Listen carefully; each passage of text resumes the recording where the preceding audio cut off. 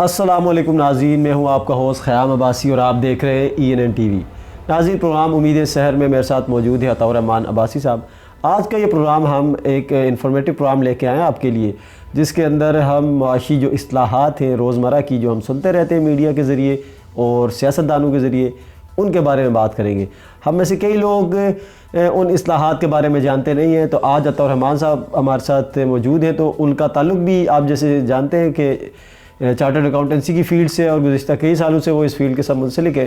تو ہم ان سے یہ جانیں گے کہ یہ جو روزمرہ گفتگو میں، تقاریر میں جو اصلاحات استعمال کی جاتی ہیں، ان کا مطلب کیا ہے اور وہ کہتے کسے ہیں۔ تو سب سے پہلے عطا الرحمن عباسی صاحب میں آپ کی طرف آنا چاہوں گا، اور جس چیز کے بارے میں ہم سنتے رہتے ہیں اپوزیشن گورنمنٹ دونوں کی طرف سے، انفلیشن ریٹ، تو انفلیشن ریٹ کہتے کس کو ہے؟ بسم اللہ الرحمن الرحیم۔ یہاں بیسیکلی انفلیشن ریٹ ایک بڑا بیسک میئرمنٹ ہوتی ہے کسی بھی معیشت کو آپ جاننے کے لیے۔ تو انفلیشن ریٹ بیسیکلی یہ ہوتا ہے کہ کسی بھی ملک کے اندر مہنگائی جو ہے نا وہ کس رفتار سے بڑھ رہی ہے، مہنگائی ہو رہی ہے، مہنگائی کم ہو رہی ہے، یہ بیسیکلی انفلیشن ریٹ ہوتا ہے، ٹھیک ہے۔ اس کو ہم منتھلی بیسس پہ بھی کمپیئر کر سکتے ہیں اور اس کو ہم ایئرلی بیسس پہ بھی کمپیئر کر سکتے ہیں، ٹھیک ہے۔ صحیح۔ تو ابھی جو پاکستان کا انفلیشن ریٹ ہے وہ تقریباً 12% ہے، 12.28% ہے۔ یعنی اگر ایک چیز پچھلے سال 100 روپے کی تھی تو وہ ابھی 112.28 روپے کی ہے، ٹھیک ہے۔ تو یہ بیسیکلی انفلیشن ریٹ ہے، لیکن انفارچونیٹلی جب ہم اس کو دنیا کے دوسرے ممالک کے ساتھ کمپیئر کرتے ہیں تو تب ہمیں تھوڑی الارمنگ سچویشن ہمارے لیے بن جاتی ہے، کیونکہ آپ دیکھیں کہ یہی انڈیا کے اندر انفلیشن ریٹ، اتنی بڑی اکانومی ہے لیکن ان کا انفلیشن ریٹ 5% ہے تقریباً، اور امریکہ کے اندر جو دنیا کی سب سے بڑی اکانومی ہے اس کا انفلیشن ریٹ 2.2% ہے۔ تو اس لحاظ سے ہمارا مطلب ہماری سچویشن تھوڑی سی جو ہے نا وہ خراب سچویشن ہے، اور یہ صورتحال ہے۔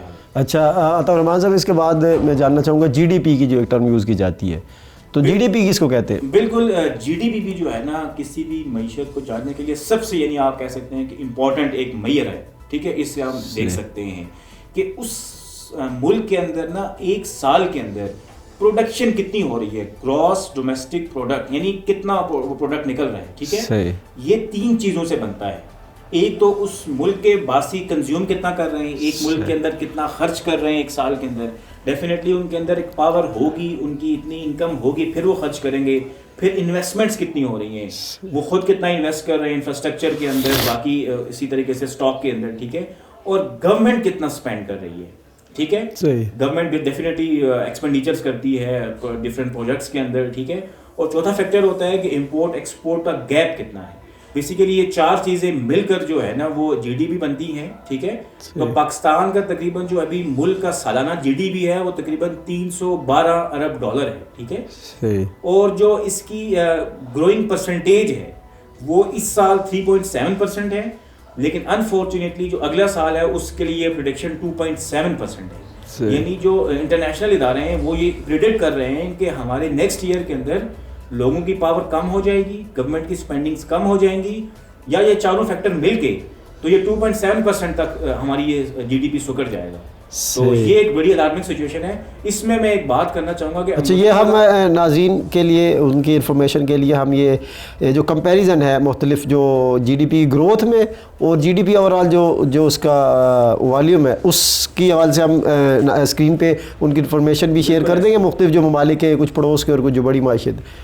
تو عطا الرحمن صاحب، اس کے بعد میں آنا چاہوں گا پر کیپٹا انکم کی جو ایک ٹرم یوز کی جاتی ہے، اور وہ معاشی ترقی اور ان چیزوں میں بڑا اس کا ایک رول ہوتا ہے، تو اس کے بارے میں بتائیے گا کہ وہ کہتے کس کو ہے؟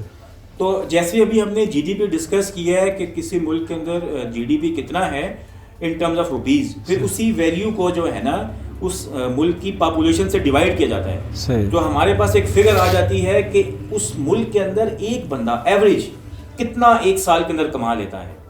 تو پاکستان کا جو ابھی پر کیپیٹا انکم ہے وہ تقریباً جو ہے نا $1196 پر ایئر ہے، یعنی تقریباً 1.5 لاکھ کے قریب، 1,60,000 کے قریب پاکستان کے اندر ایک بندہ ایک سال میں کما لیتا ہے، یا وہی وہ خرچ کرتا ہے، ٹھیک ہے۔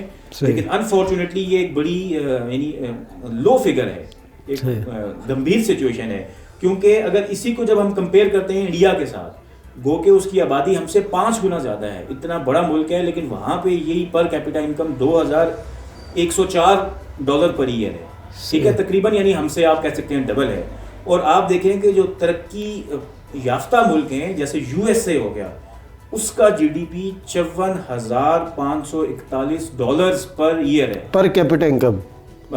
بالکل, یعنی 1% تقریباً پاکستانی 75 لاکھ روپیہ 80 لاکھ تقریباً ایک سال کا کما لیتا ہے, جو کہ ہم 1.5 لاکھ کما رہے ہیں. تو یہ کمپیریزن دیکھ کے تو ہم کہہ سکتے ہیں کہ واقعی اس ملک کے اندر نا اکنامکلی. اچھا, اس میں ایک چیز میں عوام کو سمجھنے کے لیے بھی, جو ناظرین ہمارے ان کے لیے بھی بتانا چاہوں گا کہ یہ ٹیکنالوجیز بعض اوقات غلط بھی یوز کی جاتی ہے. وہ اس سینس میں کہ بعض پر کیپٹا انکم بڑا زیادہ ہونے کا یا GDP زیادہ ہونے کا بعض اوقات یہ لازماً یہ مطلب نہیں ہوتا کہ عوام جو ساری کی ساری ہے اس کے اندر جو ویلتھ کی ڈویژن ہے وہ ایکولی ہو رہی ہے, کیونکہ اس میں یہ بھی ہے کہ چونکہ یہ ایوریج ہے, تو کہیں پہ تو کسی کی انکم تو $0.50 ہوگی اور کسی کی تو $10,000 ہوگی, تو وہ ایوریج پھر مطلب وہ اس طرح سے نکلا جا سکے. کیا آپ اس سے اندازہ لگا لیں کہ اگر ایوریج اگر 1,100 ہے, ٹھیک ہے, تو آپ سوچ لیں کہ جو کم کتنے ہوں گے. ہاں, یہ بالکل ایسا ہی ہے, کم کتنے ہوں گے. 1.5 لاکھ ایوریج ہے تو امیجن کریں کہ اس سے کم کتنے کما. اور جو ہم اکثر سنتے رہتے ہیں کہ جی دولت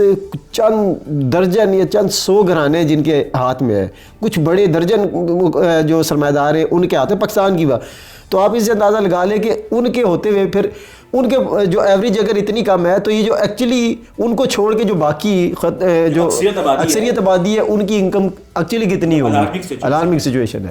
تو عطا رحمان صاحب, ہم اس کے بعد اگلے ٹیکنالوجی کی طرف آتے ہیں جو کہ کرنٹ اکاؤنٹ ڈیفیسٹ. یہ بھی ایک ٹرم یوز کیے جاتے ہیں آج کل, تو پریس کانفرنس میں بہت ساری ایک دوسرے کے اوپر وہ تنقید کرنے کے لیے استعمال کی جاتی ہے. تو یہ کس کو کہتے ہیں current account deficit? Basically current account deficit جو ہے نا وہ آپ کا امپورٹ اور آپ کی ایکسپورٹس کا گیپ کو کہتے ہیں, ٹھیک ہے. اگر تو یہ ڈیفیسٹ ہے, یعنی اگر آپ کی امپورٹس زیادہ ہیں اور ایکسپورٹس کم ہیں تو یہ آپ کا ڈیفیسٹ میں ہو جاتا ہے, اور اگر یہی آپ کی ایکسپورٹ زیادہ ہیں اور آپ کی امپورٹس کم ہیں تو یہ پازیٹیو میں چلا جاتا ہے, ٹھیک ہے. صحیح. تو لیکن انفارچونیٹلی جو پاکستان کے ابھی جو یعنی جو امپورٹ ایکسپورٹ کا گیپ ہے وہ ڈبل ہے. یعنی اگر ایکسپورٹس آپ کی 300 ارب روپیز ہیں, میں آپ کو مثال کے پیش کرتا ہوں, تو آپ کی امپورٹس جو ہیں وہ 600 ارب پہ ہیں, ٹھیک ہے.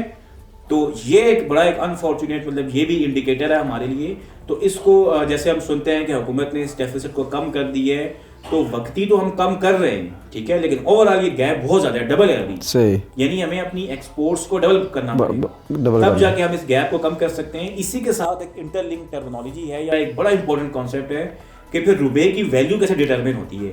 یہ جو ہماری گورنمنٹ دعوے کرتی ہے کہ جب سپوز ابھی اگر ڈالر 156 ہے تو ہمارے کچھ منسٹرز یہ کہتے ہیں کہ ہو سکتا ہے آج سے 2 سال کے بعد یہ 100 پہ دوبارہ واپس آ جائے, یہ 75 روپے پہ واپس آ جائے.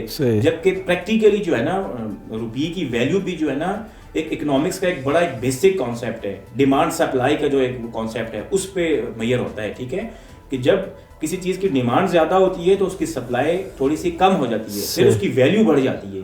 اسی طریقے سے جب آپ کی امپورٹ زیادہ ہیں جبکہ آپ کی ایکسپورٹس کم ہیں, اس کا مطلب ہے کہ ڈالر کی ڈیمانڈ زیادہ ہے, ہمیں اپنی امپورٹس کرنے کے لیے زیادہ ڈالر چاہیے ہوتے ہیں, ٹھیک ہے. اور اس ڈالرز کو ہم کنورٹ کرتے ہیں روپیز کے اندر, روپیز کی سپلائی بڑھ جاتی ہے تو اس کی ویلیو کم ہو جاتی ہے, جبکہ ڈالر کی ڈیمانڈ بڑھتی ہے تو اس کی ویلیو بڑھ جاتی ہے. تو یہ جو ہمیں ایک خواب دکھائے جا رہے ہیں, کرشمے جیسے جا رہے ہیں. اس میں تو رحمان صاحب اگر ہم عام جو ناظرین ہیں ان کو بھی یہ بتائیں کہ اس کا حل کیا ہے, مطلب اس کا حل پھر بظاہر تو یہی لگتا ہے نا کہ اس ڈیفیسٹ کو کم کرنے کے لیے ضروری ہے کہ ہماری ایکسپورٹ بڑھے, امپورٹ کم ہو, مطلب یہ جو خسارہ ہے یہ کم ہو. بالکل ایسا ہی ہے. سب سے بڑی چیز ہے کہ آپ کی ایکسپورٹس بڑھے, آپ کی ایکسپورٹ تب بڑھے گی جب آپ کی لوکل انڈسٹری اسٹرانگ ہوگی اور کوئی نہ بالکل انڈسٹری اسٹرانگ ہوگی, ٹھیک ہے.